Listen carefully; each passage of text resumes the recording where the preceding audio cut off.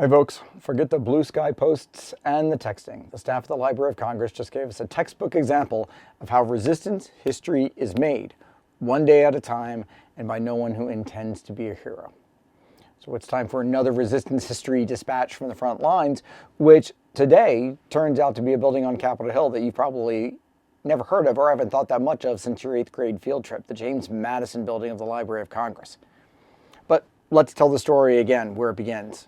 Trump fires Dr. Carla Hayden, the Librarian of Congress. Standard stuff for this day and age, right? But it's also legal. The president appoints the Librarian of Congress. The president can generally fire the Librarian of Congress. It's in the books. It's the law. And Dr. Hayden was not the right lots of things for these people. The problem is our current president operates like the law is for other people, and our current Senate acts like just an eager group of collaborators, just waving through nominees for this regime with almost zero actual opposition. Tough talk on cable news and on Threads and Blue Sky, I guess, sure. But when it counts, complicity, enabling the abuses with every vote. 59 nominees to reach the Senate, 59 easy confirmations. Well done. Well done. So, one fired librarian. Okay. Next up for that spot, yet another regime loyalist who will almost certainly be rubber stamped by a Senate allergic to standing in the way. Boring, unpredictable, soul crushing, but business as usual in the new abnormal. Regular order, deference to the executive. Man, these people. So let's go back to the Library of Congress itself for some better news. The part with all of the old books Trump wouldn't read anyway. It involves the Copyright Office, part of the library, headed by a registrar, the Registrar of Copyrights, appointed by the librarian. The position's critical. It shapes copyright policy in the United States, the rules that decide who owns creative work in an age where tech bros want to scoop up everything from music to manuscripts for their AI vacuums. It turns out that the former registrar, Shira Perlmutter, had the audacity to suggest that, hey, maybe hoovering up copyrighted material without permission and using it to compete with human creators isn't cool. She strongly suggested that Elon Musk and the rest of the AI guys were abusing fair use. Less than a day later, not 24 hours, gone, fired directly by the president. A registrar of copyright fired directly by the president. It's never happened before in American history, which we're saying now on a daily basis. And the timing was not subtle. These people are not subtle people. Clear signal, this regime serves the AI strip miners, not the creators. So here's where the actual resistance enters the chat, and not from the politicians, not from the commentators, from the staff. When the regime's handpicked guys, some DOJ hack, showed up at the Copyright Office in the Madison building to take over as acting registrar, with an email saying so in his hand, the staff just said no. They didn't barricade the doors, though maybe they should have. They didn't declare a revolution, although that would have been fun. They didn't exceed their authority.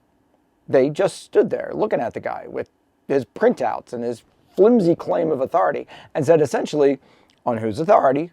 Where's the documentation? We don't think so. You can't come in. And then they called the Capitol Police. This is what resistance looks like at its most basic, and why it's being called remarkable. Think about the history. Think about occupied nations. We're going to go to the most extreme end of duress under abusive authority. Let's think about the Netherlands during World War II. In the face of unimaginable evil and a pervasive occupation, many Dutch people chose non-cooperation over collaboration. Resistance takes many forms.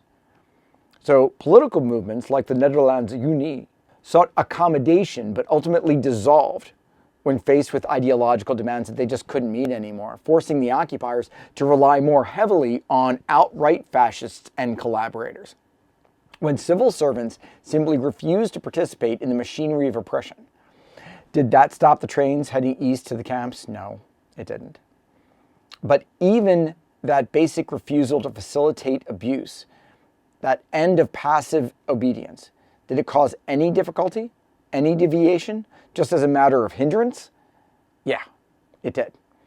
Every act of non-cooperation, every instance where personnel had to be replaced because they wouldn't comply, forced the abusers of authority to rely more on overt force, to find new, often, almost always less efficient personnel, to expend energy where they just expected smooth operation. Sound familiar?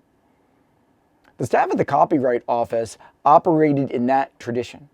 They applied a basic resistance history principle. Find the signal in the noise. In an environment drowning in political theater, performative outrage, and deliberate confusion, the staff at the Copyright Office cut through it all. They knew their job. They knew the law governing the Library of Congress. Congressional Research Service is literally down the hall. They understood the actual process for succession, which has historically been internal and procedural, not dictated by presidential fiat for an acting role. A president has never appointed an acting librarian of Congress. So they knew the difference between legitimate authority and a guy with a printout trying to muscle his way in.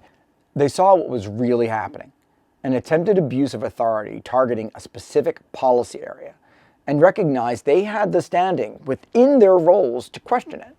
They knew what they could do and didn't try to do more than that. But crucially, they did nothing less than that.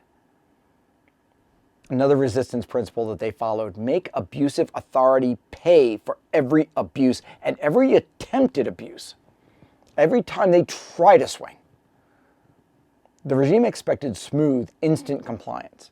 They're certainly getting it almost everywhere else, so why wouldn't they expect it there? They just thought that their guy was going to walk in, get out of the cab or off of the metro, and take over. The staff's simple act of saying no and demanding proper procedure forced the regime to stop right there at the door. It cost the regime time, cost them public embarrassment, even if they are the most tone-deaf people in Capitol Hill, and that's saying something. And even if the collaborators over in the Capitol building really won't do anything, they might hold a hearing in a few weeks or months. They'll ask tough questions and they'll demand answers. Anyway, the staff forced the regime to regroup and find a different avenue. This isn't about stopping them forever. Not necessarily. They'll be back. This doesn't end well. But it is about making them bleed resources. Time, political capital, sheer annoyance for every single step they take outside the lines. You don't roll over. You make them work for it. You make them pay the price for their overreach. The staff made them pay at the door. And another resistance principle: take it day by day. Did this one act halt this regime's agenda? Did it halt whatever they want to do with copyright and AI or anything else? No, probably not. Will the president eventually get his way? Yeah, probably. But the staff at the Copyright Office won that day. They prevented an illegitimate takeover in that moment. Resistance is not ever a single grand victory. It is a series of small, localized stands, most of which you will never hear about by people whose names you will never know. It's about winning today at those places and then showing up to the fight tomorrow, knowing you might lose then, but forcing the opposition to expend energy, resources, and legitimacy with every step they take. It's about denying them easy wins and stringing together enough difficult todays to make their long-term strategy harder, more visible, and potentially unsustainable. As Hannah Arendt reminds us, abusive authority will keep abusing until it is stopped or until it just runs out of energy. And if you check what Steve Bannon's been saying lately, they have a lot of energy. This isn't a story about politicians saving the day. It's a story about public servants in a seemingly mundane office, Copyright Office, am I right? With nothing but their knowledge of procedure and their own integrity standing in the way of an abusive power grab. They didn't need a protest sign or a bullhorn. They needed to know the rules and have the courage to simply apply them. Intellectual property. That a basic act of doing your job correctly and refusing illegitimate orders is considered remarkable right now, it tells you everything you need to know about the level of complicity and obedience in advance that's infected this country. But the lessons stand clear as day. Resistance doesn't always look like revolution. Sometimes it looks like someone at a front desk saying, "Sorry, sir, can't grant you access without proper authorization, and know that printout doesn't count. Have a nice day. But it's all on you. Find the signal in the noise, make them pay, win today, just today. And we'll think about tomorrow when it comes.